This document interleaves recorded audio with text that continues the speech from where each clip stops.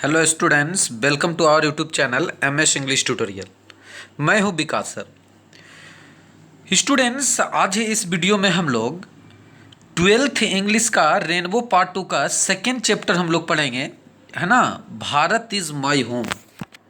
Bharat is my home chapter को आज हम लोग पढ़ने वाले हैं। और ये भारत इज़ माई होम जो है किनके द्वारा लिखी गई है, तो डॉक्टर जाकिर हुसैन के द्वारा। ठीक है, तो सबसे पहले तो हम डॉक्टर जाकिर हुसैन के बारे में कुछ बातें जान लेते हैं, कुछ बेसिक चीज़ें जानकारी प्राप्त कर लेते हैं, then will read the chapter. ठीक है, तो सबसे पहले my friends, doctor Zakir Hussain आखिर ये थे कौन। ठीक है, तो मैं बता दूं माय फ्रेंड्स कि डॉक्टर जाकिर हुसैन, जैसा कि देखिए लिखा है 1897 1969, born in Hyderabad, was one of our greatest freedom fighters as well as an eminent educationist।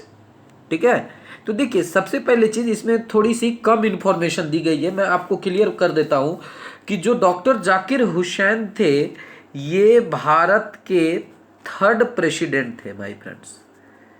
Bharat के तीसरे राष्ट्रपति थे। प्रेसिडेंट DENT होता है ना, वो थोड़ा सा अच्छे से लिख देता हूं मैं, प्रेसिडेंट, PRESIDENT, प्रेसिडेंट। ये भारत के तीसरे राष्ट्रपति थे। ठीक है, अभी मैं बहुत सारी बातें आपको बताने वाला हूं। ठीक है, इसलिए आप टेंशन एकदम बिल्कुल आराम से वीडियो को अंत तक देखिए, ताकि आपको चैप्टर बहुत ही अच्छे से और बहुत ही डीप आप इसको समझ सकें। ठीक है ना, तो मैंने कहा कि डॉक्टर जाकिर हुसैन जो है वो भारत के थर्ड प्रेसिडेंट थे, तीसरे राष्ट्रपति थे। मैं आपको बता दूं फ्रेंड्स कि इनका जो जन्म है वो 1897 को तो हुआ ही था, 8 फरवरी को हुआ था। 8 फरवरी 1897 को उनका जन्म हुआ था। कहाँ हुआ था? तो हैदराबाद में। ठीक है, क्लियर। और इनकी जो देखिए मृत्यु हुई थी कब? 1969 में हुई थी। तो ये हुई थी 3 मई को। 3 मई को इनको मृत्यु हुई थी। और इनकी मृत्यु हुई थी कहाँ? तो न्यू दिल्ली में। न्यू दिल्ली में हुई थी। और न्यू दिल्ली में एक इंटरेस्टिंग बात यह है कि इनकी मृत्यु जो न्यू दिल्ली में हुई थी वो राष्ट्रपति भवन में हुई थी, प्रेसिडेंट ऑफिस में हुई थी। और है ना, और मैं आपको बता दूं कि he was the only president who died in the president office. ये एकमात्र राष्ट्रपति हैं, थे, अभी है तो नहीं, चले गए ये, है ना, जिनकी मृत्यु कहाँ हुई थी? तो प्रेसिडेंट ऑफिस में ही हुई थी। ठीक है, क्लियर। तो ये तो राष्ट्रपति थे ही, और उसके साथ ये भारत के सबसे महान फ्रीडम फाइटर्स में से, स्वतंत्रता सेनानी में से एक थे। एंड एज वेल एज, साथ ही साथ वो एक इमिनेंट एजुकेशनिस्ट भी थे। इमिनेंट का मतलब होता है माय फ्रेंड्स फेमस, एक प्रसिद्ध, वो क्या थे? एजुकेशनिस्ट भी थे। ठीक है, एक प्रसिद्ध एजुकेशनिस्ट भी थे। ठीक है, क्लियर। तो आपको अच्छे से क्लियर हो रहा होगा। Doctor Hussain become the president of India in 1967। कोई डाउट नहीं है, 1967 को इन्होंने राष्ट्रपति की शपथ लिए थे। 1977 में ये राष्ट्रपति बने थे। हालांकि मैं टोटल चीजें बताऊंगा अभी, so don't worry about that. Okay, earlier he had served as the governor of Bihar. और इसके पहले, मतलब वो बहुत पहले जो है वो बिहार के गवर्नर के रूप में भी काम कर चुके। तो देखिए माय फ्रेंड्स, अब मैं आपको बता देता हूं कि 6 जुलाई 1951, ये जो 1951 है, 1951 से लेकर के, ठीक है, और ये 11 मई 1962 तक ये बिहार के गवर्नर रहे थे। इसे आप लोग नोट कर लेंगे माय फ्रेंड्स कि डॉक्टर जाकिर हुसैन 6 जुलाई 1951 से लेकर के 11 मई 1962 तक, 1962 तक ये बिहार के गवर्नर के रूप में सर्व किए हैं, सेवा दे चुके थे। ठीक है, क्लियर। और उसके बाद जो है 13 मई 1962, है ना, मतलब 13 मई 1962 से लेकर के 12 मई 1967, 13 मई 1962 से लेकर के 12 मई 1967 ईस्वी तक ये भारत के दूसरे उपराष्ट्रपति रहे थे। सेकेंड वाइस प्रेसिडेंट भी ये रहे थे।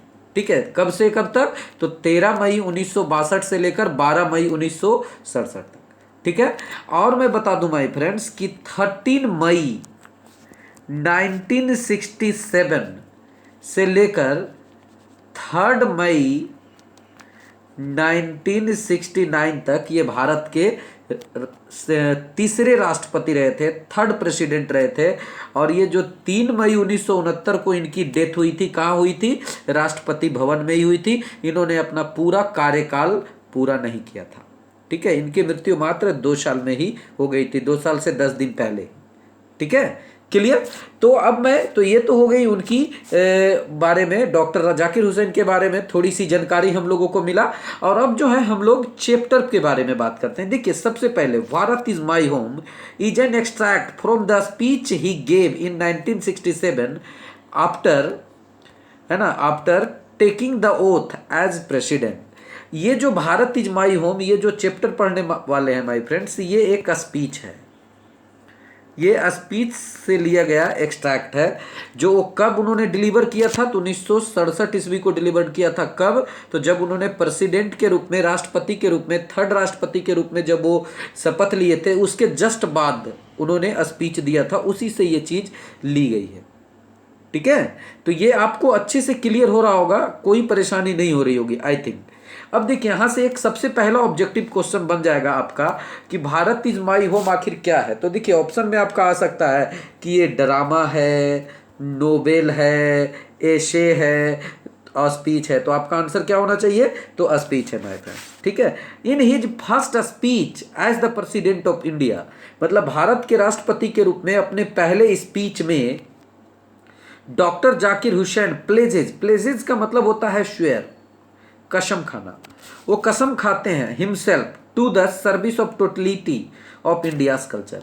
मतलब वो अपने पहले स्पीच में, प्रेसिडेंट के रूप में पहले स्पीच में वो कसम खाते हैं कि वो पूर्ण रूप से जो वर्क करेंगे, सेवा देंगे, वो भारत के, मतलब टोटलिटी ऑफ इंडियाज कल्चर, मतलब टोटलिटी ऑफ इंडियाज कल्चर का मतलब होता है भारत के संस्कृति की पूर्णतः सेवा को वो करेंगे, ठीक है। मतलब भारत की संस्कृति की सेवा करने का वो शपथ लेते हैं अपने स्पीच में।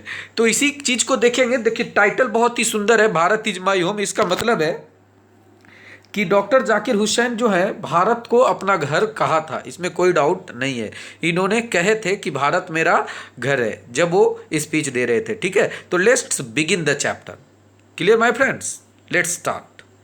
देखिए, Bharat is my home, this is a speech and who is the speaker? Doctor Zakir Hussain. तो डॉक्टर जाकिर हुसैन जब वो स्पीच दे रहे थे, तो I must confess that, first para ले रहा हूं, है ना, कि I must confess that I am overwhelmed by the trust by my people have placed in me by electing me the highest office in the land. देखिए, ये जो highest office in the land का मतलब हो गया main office of the country. In the land का मतलब ये इंडिया हो गया पूरा, मतलब भारत की भूमि की सबसे ऊंची ऑफिस में जो मुझे चुन कर पहुंचाया गया है, लोगों के द्वारा जो मुझ पे ट्रस्ट दिखाया गया है, ठीक है, उससे मैं क्या करता हूं? स्वीकार करता हूं, एक्सेप्ट करता हूं, ठीक है, कि मैं क्या हो चुका हूं? तो ओवरवेल्म्ड हो चुका हूं। ओवरवेल्म्ड का मतलब होता है ओवर जॉय हो जाना, बहुत ज़्यादा खुशी होना और बहुत ज़्यादा घबराना भी। देखिए, इसमें 2 सेंस आता है माय फ्रेंड। अब देखिए, आप मान लीजिए किसी को अगर चेयरमैन चुन दीजिए, आप कैप्टन चुन देते हैं, तो ये उनकी एक रिस्पॉन्सिबिलिटी भी बन जाती है। तो उससे देखिए, वो तो खुश तो होते ही हैं, लेकिन उनके अंदर एक थोड़ी सी रिस्पॉन्सिबिलिटी आती है। और जहाँ रिस्पॉन्सिबिलिटी होता है माय फ्रेंड्स, वहाँ पे थोड़ा सा घबराहट आती है, वहाँ पे थोड़ी सी डर आती है। तो ये फर्स्ट जो पैरा है, इसमें वो कहते हैं कि मैं अवश्य ये स्वीकार करता हूं, कि मुझे ये अवश्य स्वीकार करना चाहिए कि मैं क्या हो चुका हूं? तो ओवरवेल्म्ड हो चुका हूं, ओवरजॉयड हो चुका हूं, ठीक है। बाय द ट्रस्ट, उन विश्वास से, माई पीपुल हैव प्लेस्ड इन मी, जो मेरे लोग ने मुझ में दिखाया है, ठीक है। माई पीपुल का मतलब ऑल द इंडियन पीपुल, ये आप कह सकते हो, जो उन्होंने दिखाया है। And electing me to the highest office in the land, और देश की सबसे ऊंची ऑफिस में पहुंचाया है। देखिए, हमारे देश की सबसे ऊंची ऑफिस कौन है? तो राष्ट्रपति का, राष्ट्रपति प्रेसिडेंट ऑफिस, ठीक है माय फ्रेंड। और इसके तुरंत बाद अगर मैं सेकेंड स्टैंजा की बात करूं, तो देखिए क्या कहते हैं सबसे पहले कि डॉक्टर राधा कृष्णन। देखिए, अब सबसे पहले उन्होंने किसका बात की है? डॉक्टर राधा कृष्णन के बारे में। हालांकि देखिए, इसमें ब्लैंक दिया हुआ है, थोड़ी सी डॉट डॉट दी गई है यहाँ पे, तो आपको अच्छे से क्लियर हो रहा होगा। ये जो डॉट डॉट दी गई है, तो और कुछ बोले होंगे। उसके बाद उन्होंने डायरेक्ट डॉक्टर राधा कृष्णन की बात को यहाँ पर लेकर आए हैं, क्या कि doctor Radhakrishnan brought to the presidency a mental equipment a degree of erudition and wealth of experience rarely to be found anywhere। यहाँ पे वो डॉक्टर राधा कृष्णन के बारे में थोड़ी सी प्रशंसा कर रहे हैं, उनकी प्रेज कर रहे हैं, है ना, उनकी बड़ाई कर रहे हैं कि डॉक्टर राधा कृष्णन जो है वो प्रेसिडेंसी तक क्या लाए थे, एक मेंटल इक्विपमेंट लाए थे, एक मानसिक हथियार लाए थे, एंड अ डिग्री ऑफ एरुडिशन। एरुडिशन का मतलब होता है ग्रेट नॉलेज। उन्होंने ग्रेट नॉलेज लाए थे। कौन? डॉक्टर राधा कृष्णन। देखिए ये भी ऑब्जेक्टिव क्वेश्चन में आएगा कि, है ना, कि who brought the to the presidency mental equipment और डिग्री ऑफ एरुडिशन। तो आपका आंसर क्या होना चाहिए? Doctor Radhakrishnan. उसमें देखिए ऑप्शन में हर हाल में डॉक्टर जाकिर हुसैन रहेगा, तो आप गलतियां नहीं करेंगे, है ना, वो आप अंडरस्टूड कर लोगे, ठीक है। और rarely to be found anywhere, मतलब जो उन्होंने जो ग्रेट नॉलेज लाया वो शायद ही कहीं पाई जाती है, ठीक है, clear. During a lifetime devoted to pursuit of knowledge and truth, है ना, मतलब डॉक्टर राधा कृष्णन जो है अपनी पूरी जीवन समर्पित कर दिए किसकी खोज में? तो ज्ञान और सत्य की खोज में। परसूट का मतलब होता है सर्च, खोज करना या फिर उसका विकास करना, ठीक है। उसमें वो डिवोटेड हो गए, समर्पित हो गए, डेडिकेटेड कर दिया उन्होंने। He has done more than probably any other man, मतलब उन्होंने जितना किया है संभवतः शायद ही कोई दूसरा आदमी उतना कर पाएगा। To bring out and explain Indian philosophical thought, कि इतना जो उन्होंने किया है कि वो शायद ही कोई इंसान जो है वो इंडियन फिलोसफिकल थॉट को, है ना, वो इतना ब्रिंग आउट कर सके और उसे एक्सप्लेन कर सके, इतना करने वाले शायद ही कोई इंसान होंगे, ऐसा वो कह रहे हैं। कौन? डॉक्टर जाकिर हुसैन। किनके बारे में? तो डॉक्टर राधा कृष्णन के बारे में। And the oneness of all true spiritual values, और पूरी जो स्पिरिचुअल वैल्यूज है, पूरी जो आध्यात्मिक वैल्यू है, पूरी जो मानसिक वैल्यू है, उनकी एकता के बारे में, ठीक है। तो शायद ही कोई ऐसे लोग होंगे जिन्होंने इंडियन फिलोसफिकल थॉट, ठीक है, और सारी आध्यात्मिक की मतलब एकता, वननेस के बारे में उन्होंने जितना एक्सप्लेन किया है, जितना उन्होंने ब्रिंग आउट किया है, फैलाया है, उतना शायद ही कोई किए होंगे, ठीक है, क्लियर। तो अच्छे से क्लियर हो रहा होगा। अगर किसी भी प्रकार का डाउट रह जाता है माय फ्रेंड्स, आप तुरंत क्वेश्चंस कर सकते हैं। You can just call me, number रहता ही है ना, तो आप डायरेक्ट कॉल कर सकते हैं, ठीक है। और आप कमेंट बॉक्स में अपना क्वेश्चन भी डाल सकते हैं, मैसेज कर सकते हैं, कोई बात नहीं, आई विल रिस्पॉन्ड, ठीक है। आगे कहते हैं he has never lost his faith in the essential humanity of man. देखिए यहाँ जो ही, फिर से डॉक्टर जाकिर हुसैन राधा कृष्णन के बारे में ही बात कर रहे हैं कि वह जो है डॉक्टर राधा कृष्णन कभी भी अपना विश्वास in the essential humanity of man, मतलब मानव की जो आवश्यक मानवता होता है, उनमें उन्होंने कभी अब नहीं खोया। And he himself has never ceased, और वो खुद कभी रुके भी नहीं। सीज्ड का मतलब होता है स्टॉप्ड, वो कभी रुके भी नहीं। टू चैंपियन, चैंपियन यहाँ पर देखिए, टू चैंपियन, चैंपियन का मतलब क्या होगा? यहाँ पर होगा सपोर्ट करना, और वो कभी भी रुके भी नहीं ये सपोर्ट करने के लिए the right of all men to live in dignity and with justice, मतलब उन्होंने हमेशा सपोर्ट किया कि हर इंसान मतलब पूरे अधिकार के साथ रहे, और वो डिग्निटी के, अपनी गरिमा, अपनी मर्यादा, अपनी प्रतिष्ठा के साथ रहे, और पूरी न्याय के साथ रहे। मतलब यहाँ ये कह सकते हो कि डॉक्टर राधा कृष्णन जो है उन्होंने हमेशा लोगों के बारे में सोचा, और लोगों के बीच में जो है हमेशा न्याय, उनकी गरिमा बनाए रखने के बारे में सोचा, है ना। वो हमेशा चाहे कि लोग जो है, भारतीय पीपुल जो है, वो हमेशा कैसे जिए? तो पूरी प्रतिष्ठा के साथ जिए, और पूरी न्याय के साथ जिए, और अपने अधिकार के साथ जिए, ठीक है, उन्हें किसी प्रकार की परेशानी ना हो। तो ये बात वो कहते हैं किसके बारे में? डॉक्टर जाकिर हुसैन यहाँ पर कह रहे हैं राधा कृष्णन के बारे में। तो ये जो सेकेंड पैरा है माई फ्रेंड्स, ये उन्होंने डेडिकेट किया स्पेशली किसको?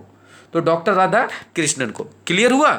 चलिए आगे बात करते हैं माय फ्रेंड्स। अब मैं थर्ड पैरा ले रहा हूं फिर से। I can only, I means doctor Zakir Hussain. Doctor Zakir Hussain यहां पर कह रहे हैं I can only assure you that. Assure का मतलब होता है विश्वास दिलाना, या फिर कह सकते हो सांत्वना देना, भरोसा दिलाना, या फिर सांत्वना देना, कि मैं आपको केवल अभी सांत्वना दे सकता हूं, भरोसा दिला सकता हूं कि I enter this office in a spirit of prayerful humility, है ना, कि मैंने जो इस ऑफिस में प्रवेश किया है, मतलब मैं जो प्रेसिडेंट की शपथ लिया हूं अभी, है ना, जो प्रेसिडेंट ऑफिस में आया हूं, ये in a spirit of prayerful humility, मतलब पूरी, मतलब प्रार्थना पूर्वक मानवता की आत्मा से, मतलब कह सकते हो ना, मानवता पूर्वक, मतलब प्रार्थना पूर्वक मानवता की आत्मा से मैं इस ऑफिस में आया हूं कि मैं पूरी मानवता को और पूर्ण एंड टोटल डेडिकेशन और पूर्ण समर्पण, मतलब वो इतना कहते हैं कि मैं इस ऑफिस में, मैं अभी केवल आपको यह विश्वास दिला सकता हूं कि मैं इस ऑफिस में जो आया हूं ना, तो पूर्ण प्रार्थना पूर्वक मानवता के साथ आया हूं और पूर्ण डेडिकेशन के साथ आया हूं। मतलब कि मैं अगर चुना गया हूं प्रेसिडेंट, तो मैं कुछ ना कुछ करूंगा, ठीक है, और बेहतरीन करूंगा, ठीक है। ये वो भरोसा दे रहे हैं केवल अपने पीपुल को, मतलब अपने देशवासियों को। क्लियर। राइटर आगे कहते हैं कि I have just taken the oath of loyalty to the constitution of India, कि मैंने अभी अभी भारत के संविधान के प्रति लॉयल्टी होने का शपथ लिया है। लॉयल्टी मतलब क्या? ऑनेस्ट कह सकते हो या फिर आप फेथफुल कह सकते हो, वफादार होने का शपथ लिया है। मतलब वो क्या कहते हैं वहां पर, इस लाइन के माध्यम से वो कर रहे हैं कि मैं भारत के संविधान के प्रति पूर्ण वफादार रहूंगा, इसकी मैं शपथ लेता हूं। वो अभी अभी लिए, ठीक है, वो ऐसा कर रहे हैं। क्लियर। आगे कहते हैं कि it is the constitution of comparatively new state. यह जो कॉन्स्टिट्यूशन है, यह जो संविधान है, वो कंपैरेटिवली तुलनात्मक रूप से एक नए राज्य का संविधान है। क्योंकि देखिए, नए राज्य उन्होंने इसलिए किया क्योंकि भारत को आजाद हुए ज्यादा दिन हुआ नहीं था जब वो लिए थे शपथ। कब? 1967 में। भारत आजाद कब हुआ था? 1947 में। तो 20 ही साल हुए थे, इसीलिए उन्होंने न्यू स्टेट कहा। और विच इट्स फ्री सिटीजन्स हैव, और जो मतलब इनके जो है, मतलब जो इट्स स्टेट के फ्री सिटीजन्स के पास है, ठीक है, जो मतलब अभी आजाद स्टेट है, इनके फ्री मतलब मुक्त नागरिक के पास, आजाद नागरिक के पास। और for the first time in history, और इतिहास में पहली बार ऐसा हुआ है, गिवन टू देमसेल्फ, कि उन्हें ये दिया गया है। पहली बार उन्हें आजादी दी गई इतिहास में, और पहली बार उनका अपना संविधान भी है, ठीक है। आगे राइटर क्या कहते हैं, ध्यान दीजिएगा, मीन्स डॉक्टर जाकिर हुसैन कहते हैं, it is the young state of ancient people. ये एंशिएंट पीपुल का एक यंग स्टेट है। अब यहां पर एक क्वेश्चन से माय फ्रेंड्स, कि अगर डॉक्टर जाकिर हुसैन ने ये यंग स्टेट तो कहा, लेकिन एंशिएंट पीपुल को क्यों कहा? क्योंकि इसमें वैसे भी लोग हैं माय फ्रेंड्स जो आज़ादी के पहले वाले भी हैं, ठीक है, और बहुत सारे लोगों ने अपनी जान की कुर्बानियां भी दी, सेक्रीफाइसेस दियर लाइव्स, है ना, कि मेनी ऑफ द पीपुल, आप कह सकते हो कि हंड्रेड्स और thousands of people have sacrificed their lives to make India free, ठीक है। और who through the long millennia का मतलब लंबे समय से, लंबी सदी से, and through cooperation of diverse ethnic elements. देखिए, एथनिक एलिमेंट्स की अगर मैं बात करूं माय फ्रेंड्स, तो एथनिक का मतलब होता है ना, आप बिल्कुल कह सकते हो कि बहुत ही बेहतरीन, मतलब कह सकते हो ना, मतलब उसको रेशियल कह सकते हो या फिर कल्चरल, मतलब बिल्कुल सांस्कृतिक तत्व के, मतलब वहाँ पर वो क्या कहते हैं कि ये लोग जो हैं वो लंबी सदी से और डाइवर्स एथनिक एलिमेंट्स और अनोखे सांस्कृतिक तत्वों के सहयोग से उन्होंने ये प्राप्त किया है, और हैव स्ट्राइवन टू रियलाइज देम, है ना, रियलाइज टाइमलेसली। अब वो क्या कह रहे हैं कि इन्होंने जो प्राप्त किया है, इनमें उन्होंने बहुत ज़्यादा स्ट्राइबन किए हैं। स्ट्राइबन मतलब कोशिश किए हैं, इन्होंने संघर्ष किया है, और तब जाकर उनको ये मिला है, ठीक है, बहुत ही लंबे समय के बाद। Absolute values in their own peculiar way, मतलब ये जो मूल्य वैल्यू है, वो अपने अपने तरीकों से सभी लोगों ने संघर्ष किया, और तब जाकर उनको आज़ादी मिली है। इसलिए वहाँ पर वो क्या कहते हैं कि ये जो है नए भारत का संविधान है, ये प्राचीन लोगों का नया भारत है, ठीक है। क्लियर। तो आगे कहते हैं डॉक्टर जाकिर हुसैन कि I place myself to the service of those value, और मैं कसम खाता हूं खुद से कि मैं उन वैल्यू की सेवा करूंगा, उन वैल्यू को बनाए रखूंगा, कि मतलब जो हमारे पूर्वजों ने दिया, जो हमसे पहले आकर जो भारत के लिए किया है, जो वैल्यू दिया है, मैं उसको आगे बढ़ाऊंगा, उसको खत्म नहीं करूंगा, मैं उसका सम्मान करूंगा, है ना। कहते हैं for though some concrete realisation of a value men become inadequate. हाँ, ऐसा हो सकता है कि जो कंक्रीट रियलाइजेशन है, आप यहां पर ये कह सकते हो माय फ्रेंड्स कि जो भी मतलब ये जो कंक्रीट रियलाइजेशन है, ये जो मतलब कुछ जो रियलाइजेशन, ये जो प्राप्ति कह सकते हो, ये एहसास कर सकते हो उस वैल्यू की, उस महत्व का, है ना, कि जो हमें मिला है वो क्या हो सकता है, तो मे बिकम इनएडिकेट, वो इनएडिकेट हो सकता है, अपर्याप्त हो सकता है, विद द चेंज ऑफ सर्क्यूमस्टांस, ठीक है, मतलब वो क्या कहते हैं कि वो वैल्यू हो सकता है कि वो वैल्यू क्या हो कि समय की परिस्थिति, मतलब परिस्थिति के बदलाव के अनुसार वो अपर्याप्त हो जाए, थोड़ी कम हो जाए, वो अलग बात है, बट मैं होने नहीं दूंगा। ठीक है, और वो आगे तुरंत कहते हैं कि the value remains eternally valid. ठीक है, और वो जो वैल्यू होती है ना वो हमेशा इटरनली क्या होती है, वैलिड होती है। ठीक है, इटरनली वो क्या होती है, वैली होती है, वैलिड होती है, कोई डाउट नहीं है। मतलब इटरनली मतलब ऑलवेज। ठीक है, इटरनली का मतलब क्या होता है, ऑलवेज, हमेशा वो वैलिड होती है, वैध होती है वो वैल्यू, वो कभी जाएगा नहीं। ठीक है, and presses for newer and pressure realisations, और वो हमेशा प्रेस करती है, दबाव बनाते रहती है नया और फ्रेशर रियलाइजेशंस के लिए, नई नई प्राप्ति के लिए। रियलाइजेशंस का मतलब प्राप्ति होगा, अचीवमेंट के लिए। ठीक है, आगे कहते हैं the past is not dead and static. Past जो है मरा नहीं है, ना ही स्टैटिक है, वो अस्थिर है, गतिहीन नहीं हुआ है। इट इज अलाइव, जबकि वो क्या है, वो अलाइव है, वो जीवित एंड डायनामिक है। डायनामिक का मतलब यहां पर आप कह सकते हो कि वो शक्तिशाली है, पावरफुल है, गतिशील है। ठीक है, पावरफुल है, गतिशील है। देखिए मैं जो बोल रहा हूं इसमें लिख नहीं पा रहा हूं, तो आप उसे लिखने का प्रयास करिए कि डायनामिक स्टैटिक का मतलब क्या होता है, स्थिर है ना, इमूवेबल, और डायनामिक का मतलब क्या होता है, मूवेबल। ठीक है, गतिशील है वो। ठीक है, पावरफुल है। क्लियर कि वो जो वैल्यू है, पास्ट जो है वो अभी मरा नहीं है, मतलब पास्ट में जो बहुत सारे काम किए गए हैं वो खत्म नहीं हुआ, वो अभी भी है और आगे भी रहेगा। यहां तक कि मैं उसे और क्या करूंगा, तो नया बनाने का प्रयास करूंगा, फ्रेशर बनाने का प्रयास करूंगा। ठीक है, clear, and is involve in determining the quality of our present and the prospects of our future. और ये शामिल होता है क्या करने के लिए, तो हमारे प्रेजेंट के क्वालिटी को डिटरमाइन करने के लिए, हमारे प्रेजेंट के क्वालिटी को डिटरमाइन करने के लिए, उसे निश्चित बनाने के लिए शामिल होता है, और हमारी फ्यूचर की आशा को भी वो शामिल होता है। मतलब हमारी प्रेजेंट और फ्यूचर दोनों की बातें दिखाती है। मतलब कि वो जो देखो, एक तो सत्य है फ्रेंड्स, लिटरेचर बहुत ही इंटरेस्टिंग होता है, लिटरेचर पढ़ने से हमारे जीवन की बहुत सारी बातें क्लियर हो जाती है।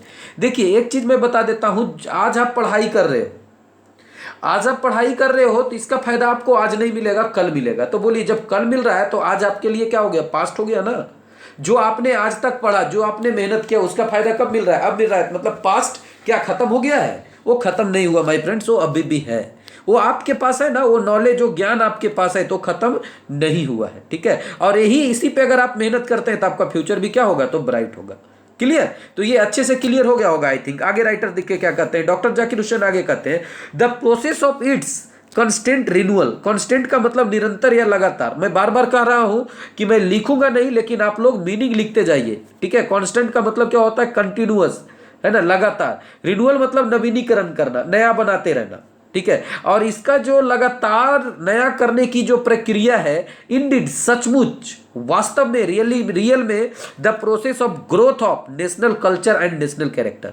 मतलब कि इसकी, मतलब ये जो वैल्यू है, ये जो पास्ट की जो वैल्यू है, उसकी लगातार जो हम रिन्यूअल करते हैं, नया नया बनाते हैं, वो वास्तव में क्या है, तो नेशनल कल्चर, मतलब नेशनल कल्चर और नेशनल कैरेक्टर की वृद्धि की प्रक्रिया है। मतलब कि जो पास्ट में हमारे साथ जो वर्क करके गए, जैसे उन्होंने डॉक्टर राधाकृष्णन के बारे में जो उन्होंने कहा कि वो प्रेसिडेंसी तक क्या लाए, तो नॉलेज लाए, ग्रेट नॉलेज लाया। तो मान लीजिए उसी चीज को अगर एक एग्जाम्पल के तौर पर रख लिया जाए, तो कहते हैं कि जो उन्होंने लाया है वो एक्चुअली क्या है, उसको अगर मैं और रिन्यूअल करूंगा तो उससे क्या होगा, देश की ग्रोथ होगी, देश की वृद्धि होगी, नेशनल कैरेक्टर और नेशनल कल्चर की वृद्धि होगी। ठीक है, it is the business of education. ये क्या है, एजुकेशन का बिजनेस है। बिजनेस मतलब यहां पर व्यापार नहीं, मतलब यहां पर सारोकार, मतलब किसकी आवश्यकता है, बिजनेस की आवश्यकता है, बिजनेस एसेंशियल है। ठीक है, एज आई सी इट, जैसा कि मैं देखता हूं, to minister this constant renewal. अब देखिए टू मिनिस्टर, अब जनरली फ्रेंड्स यहां पर बहुत ही इंटरेस्टिंग वर्ड आया है, मिनिस्टर। क्या आप लोग सोच सकते हैं कि मिनिस्टर का मीनिंग क्या होगा, तो आप लोग के दिमाग में एक ही बात तुरंत धाई से आ जाएगी, पूरा धमाका करके आएगा कि मिनिस्टर मींस मंत्री होगा। लेकिन नहीं फ्रेंड्स, यहां पर मिनिस्टर का मतलब होता है to make something new, to make something new, मतलब नया बनाना। ठीक है, यहां पर नया बनाने का सेंस देगा मिनिस्टर का। तो इसलिए मैं कह रहा हूं आप लोग लिखते जाइए, ये बहुत ही फायदा करेगा। जितना ज्यादा नोट करेंगे माय फ्रेंड्स, उतना ज्यादा ये क्लियर होगा, आपको कॉन्सेप्ट बहुत ही अच्छा से क्लियर हो जाएगा, और लिटरेचर को आप अच्छे से लाइन बाय लाइन को आप अच्छे से समझ पाओगे। ठीक है, देखिए मैं ऑनलाइन के माध्यम से, यूट्यूब के माध्यम से भी आपको क्लास के जैसा अगर फील नहीं करा दिया, तो फिर I am not your coach. ठीक है, फिर I am not your teacher at all, मैं आपका फिर टीचर नहीं हूं, ठीक है। तो आपको क्लास के जैसा महसूस होगा, तो आप लोग इसे नोट करते जाइए, ठीक है। तो कहते हैं कि एज आई सी इट, जैसा कि मैं देखता हूं कि ये क्या है, तो ये एजुकेशन का सारोकार है। और to minister this constant renewal, और इसे लगातार इसकी नवीनीकरण को नया बनाते रहना ना, ये बहुत ज्यादा अच्छा होता है, हमेशा नया बनाते रहना चाहिए। And I may be forgiven, और मुझे क्षमा भी किया जा सकता है, द प्रज्यूम्पशन, मतलब मुझे प्रज्यूम्पशन क्षमा किया जा सकता है। प्रज्यूम्पशन का मतलब अनुमान, मतलब कि जो अनुमान मैं लगा रहा हूं उसके लिए क्षमा किया जा सकता है कि my choice to this high office has mainly if not entirely has been made on account of my long association with education of my people, है ना। वो कहते हैं कि आज जो मुझे इस ऑफिस में लाकर खड़ा किया गया है, मुख्य रूप से नहीं, पूर्ण रूप से नहीं, तो मुख्य रूप से इसलिए मेरे उस अकाउंट पर कि मैं हमेशा अपने लोगों के एजुकेशन से एसोसिएशन रहा, उनसे संबंध रखा हूं, इसलिए मुझे चुना गया है। कहने का मतलब है कि उनका मेन मुद्दा क्या है माय फ्रेंड्स, एजुकेशन को बढ़ावा देना। कि जो जैसा कि मैंने पहले कहा कि डॉक्टर राधाकृष्णन ने ग्रेट नॉलेज को लाया, तो उसी नॉलेज को वो आगे बढ़ाएंगे, उसी को और फ्रेशर न्यूअर बनाएंगे, ठीक है। इसलिए वो कहते हैं I maintain that education is a prime instrument of national purpose, ठीक है। और वो कहते हैं कि मैं मेंटेन करूंगा कि एजुकेशन जो है वो नेशनल पर्पस के लिए, मतलब राष्ट्र उद्देश्य के लिए प्राइम इंस्ट्रूमेंट है, मुख्य हथियार है, मुख्य यंत्र है। Means without education nothing can be done, कुछ भी किया नहीं जा सकता। So education is very essential, education is very essential. अगर मैं एजुकेशन के बारे में बात करते रह जाऊं ना, 10 घंटा तक भी बोलते रह जाऊंगा, खत्म नहीं होगा। बट ये चैप्टर कंप्लीट करना है, इसलिए मैं इसकी ज्यादा बातें नहीं करूंगा, लेकिन इतना मैं बता देता हूं, without education we all are just like animals. Education के बिना हम लोग क्या है, बिल्कुल क्या है, तो मनुष्य हैं। एक बात मैं यहां पर फिर भी मैं आप लोगों से करना चाहूंगा कि देखिए, हम लोग जो पैदा होते हैं ना, हम लोग पैदा होते हैं तो जनरली जो है हमारे पास पांच चीजें लेकर पैदा होते हैं, 5 चीजें लेकर पैदा होते हैं। और हमने दुनिया में जितने भी क्रिएचर्स हैं वो सभी के पास 5 चीज होती है। देखिए, आप सभी को पता है कि आवर बॉडी है ना, आवर बॉडी, हमारी जो बॉडी है, हमारी जो शरीर है, वो बना है पंच तत्व से। ये पंच तत्व आप अच्छी तरीके से जानते हैं, लेकिन हमारे पास जो है 3 एक्स्ट्रा भी तत्व होती है। मतलब मैं कह सकता हूं कि मनुष्य की बॉडी जो है 8 तत्व से बनी होती है, बाकी 5 तत्व तो सभी में रहता है। जैसे आप सभी लोग जानते हैं, हवा, पानी, आग, ठीक है, वायु और पृथ्वी, 5 तत्व से जो है, मतलब मिट्टी जिसे आप कहते हो, उसी को मैंने पृथ्वी कहा। मैंने क्या कहा, आग, पानी, है ना, आग, पानी, वायु, ठीक है, मिट्टी, मतलब ये सभी जो 5 चीजें जो होती है उससे तो हमारा शरीर बना है, ठीक है। बट 3 चीजें हमारे अंदर होती हैं, वो क्या होता है, मन, बुद्धि और अहंकार। अहंकार ये निगेटिव मत लीजिएगा माय फ्रेंड्स, अहंकार का मतलब होता है अहमकार। जैसे ओमकार बोलते हैं ना, तो ओम की ध्वनि, उसी प्रकार अहम मतलब मैं और कार मतलब ध्वनि, मतलब मेरे अंदर की ध्वनि। जैसे मन अगर हमारा अच्छा होगा तो बुद्धि भी हमारी अच्छी होगी और हमारा ध्वनि भी अच्छा निकलेगा, ठीक है। तो एजुकेशन बहुत ही जरूरी होता है, क्योंकि एजुकेशन ही है जो हमारे अंदर बुद्धि का विकास करता है, हमारे अहंकार, हमारी ध्वनि को अच्छा करता है, ठीक है। तो कहते हैं कि education is a prime instrument of national purpose, ठीक है। And the quality of education is inescapably, देखिए, केपेबली कैपेबल पढ़ते हैं ना, कैपेबल से ही कैपेबली बना है, कि inescapably involved in the quality of the nation. और एजुकेशन का जो क्वालिटी होनी चाहिए अनिवार्य रूप से किसमें होनी चाहिए, तो राष्ट्र के क्वालिटी में शामिल होनी चाहिए। मतलब कि एजुकेशन का क्वालिटी ऐसा हो जिससे राष्ट्र निर्माण हो सके, ठीक है। इसलिए वो कहते हैं I therefore pledge myself to the loyalty of our past culture, और इसलिए मैं खुद शपथ लेता हूं, ये कसम खाता हूं कि मैं वफादार रहूंगा किसके प्रति, तो आवर पास्ट कल्चर, मतलब हम अपने पास्ट कल्चर के प्रति पूर्ण वफादार रहूंगा। और वो culture from where so ever it may have come, भले ही वो कहीं से क्यों ना आया हो, and by home so ever it may have been contributed, और चाहे वो किसी के द्वारा ही कंट्रीब्यूट क्यों ना किया गया हो, क्यों ना दिया गया हो। कंट्रीब्यूट का मतलब होता है योगदान करना, ठीक है, क्यों ना योगदान किया गया हो किसी के द्वारा भी, ठीक है। तो कहते हैं कि I pledge myself to the service of totality to my country's culture, इसलिए मैं शपथ लेता हूं कि मैं पूर्ण अपने देश की कल्चर, मतलब देश की संस्कृति की सेवा में लगा दूंगा, है ना। I place my loyalty to my country, मैं अपनी वफादारी, मैं अपनी निष्ठा अपने देश के पास गिरवी रखता हूं, समर्पित कर देता हूं, इरेस्पेक्टिव ऑफ रिलीजन और लैंग्वेज, बिना धर्म और भाषा की परवाह किए बगैर।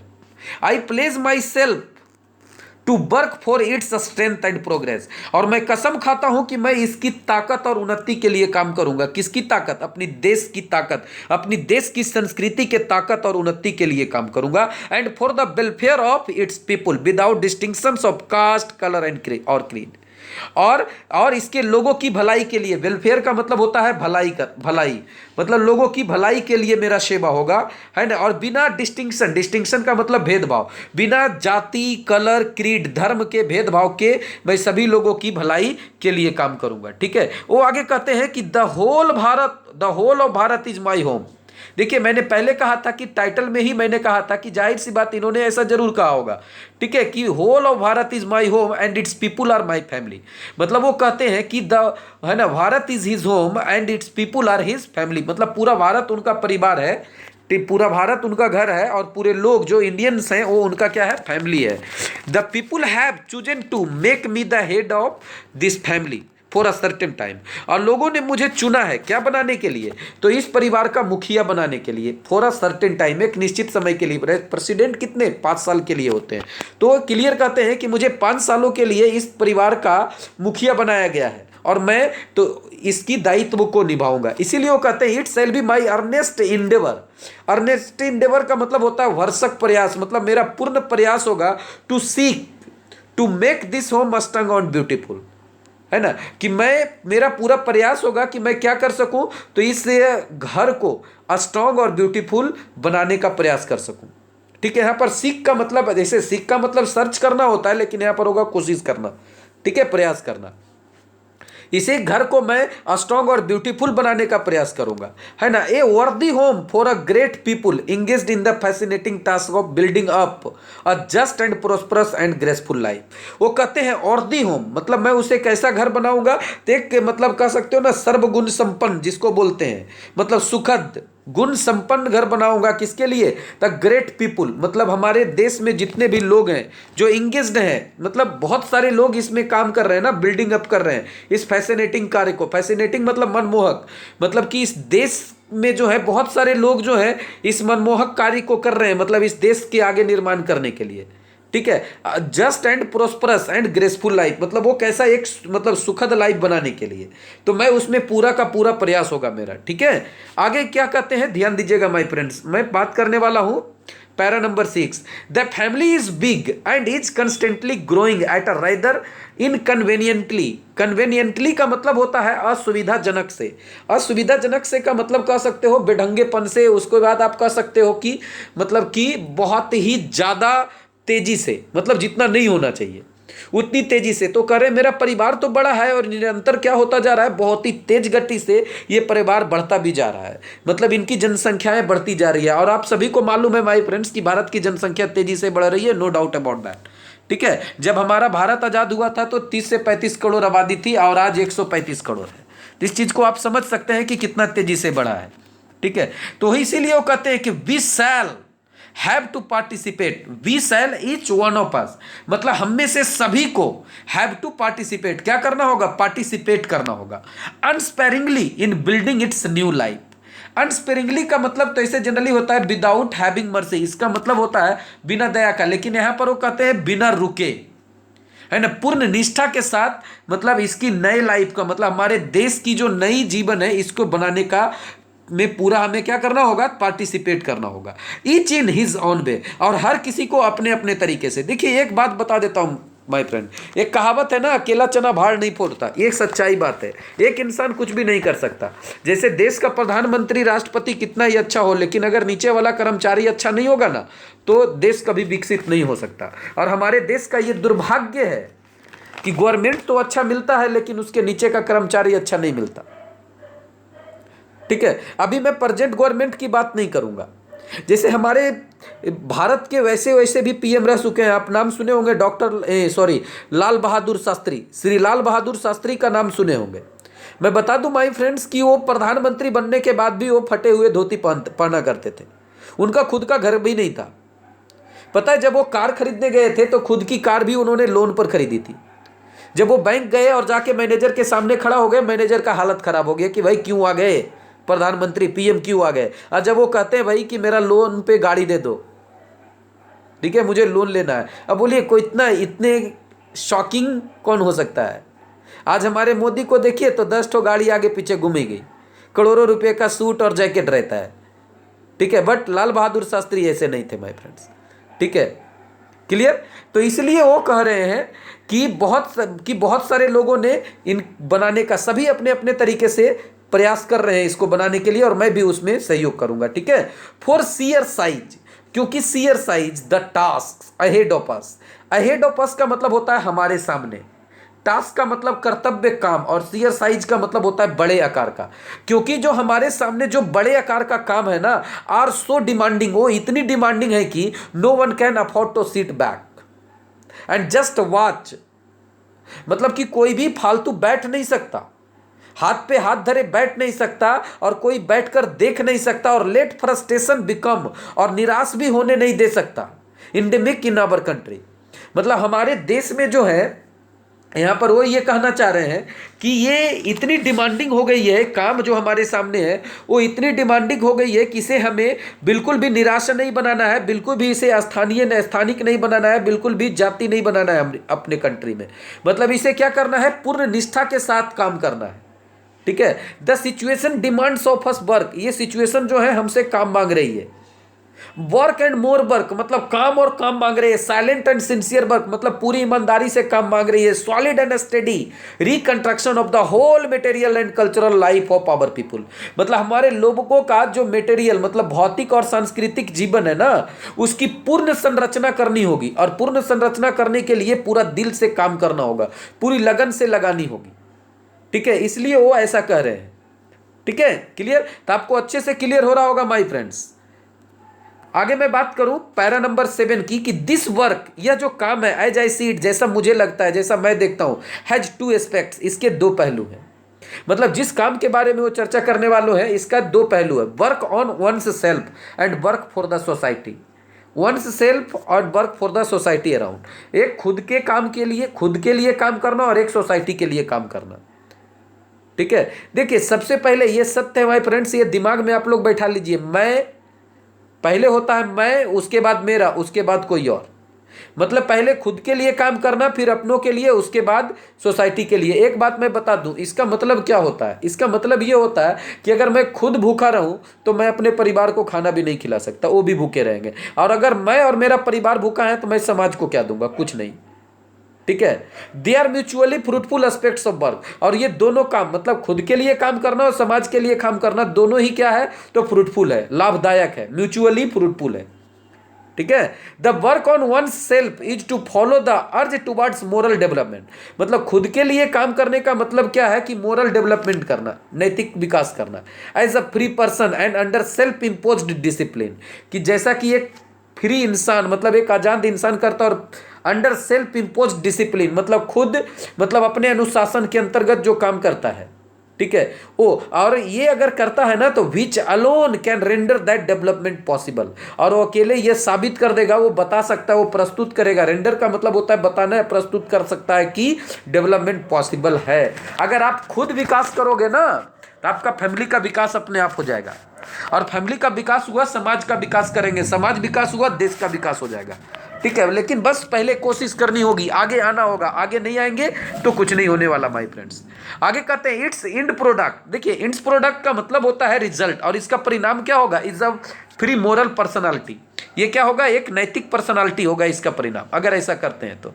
We can neglect the end product only at our peril, हाँ हम इस परिणाम को निग्लेक्ट कर सकते हैं, अनदेखा कर सकते हैं, कब, एट आवर पेरिल, मतलब अपने सीरियस एंड इमीडिएट डेंजर पर, मतलब कह सकते हो ना, जब खतरा वगैरह हो तब हम उसे भले निग्लेक्ट कर सकते हैं, बट ऐसे नहीं किया जा सकता। कहते हैं दिस इंड प्रोडक्ट, यह जो इसका परिणाम है, यह इंड प्रोडक्ट जो है, कैन नॉट सस्टेन इटसेल्फ, ये खुद बना नहीं रह सकता। सस्टेन मतलब बना होना, मतलब बनाए रखना। ये खुद बनाए नहीं रख सकता without seeking and exercising itself to bring about the approximation of the society to which it is privileged to serve a better, a juster and a more graceful way of life. देखो मैं बता दूं, इस यह जो परिणाम है ना, वो अकेले नहीं रह सकता अगर इससे समाज से नहीं जोड़ेंगे तो। समाज से देखो, जैसे इसका मतलब ये हुआ माय फ्रेंड्स कि आपको अगर करोड़ों रुपया दे दिया जाए, है ना, और आपको एक बंद कमरे में रखा जाए, तो आप क्या कर पाओगे पैसे को? पैसे खाओगे क्या? नहीं खा सकते।